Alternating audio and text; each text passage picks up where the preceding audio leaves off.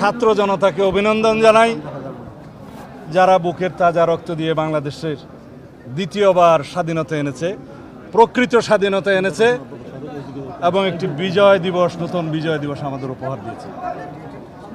এই স্বাধীনতাকে, এই বিজয় দিবসকে আমাদের অর্থবহ করতে হবে। এই দেশে সুষ্ঠু গণতান্ত্রিক কাঠামোগুলোকে আমরা সুন্দরভাবে সংস্কার করে একটি প্রকৃত গণতান্ত্রিক রাষ্ট্র হিসাবে এই দেশের জনগণকে উপহার দিতে হবে।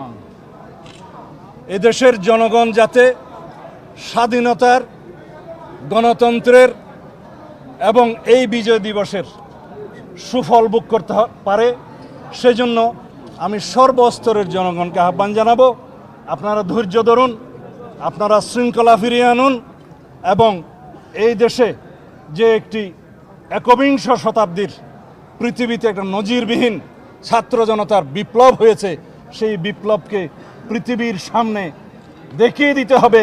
এই রক্তাক্ত বিপ্লবের মধ্য দিয়ে এই রক্তস্নাত বাংলাদেশকে আমরা প্রকৃত একটি গণতান্ত্রিক এবং আইনের শাসনের রাষ্ট্র বানাতে পেরেছি। যারা সেকেন্ড রিপাবলিকের বিষয় সামনে আনছে, হয় তারা বুঝে না অথবা বুঝে আমাদের এই রাষ্ট্র ব্যবস্থাকে আরো দীর্ঘায়িত একটি গণতান্ত্রিক প্রক্রিয়ার মধ্যে নিয়ে যাওয়ার ষড়যন্ত্র আছে।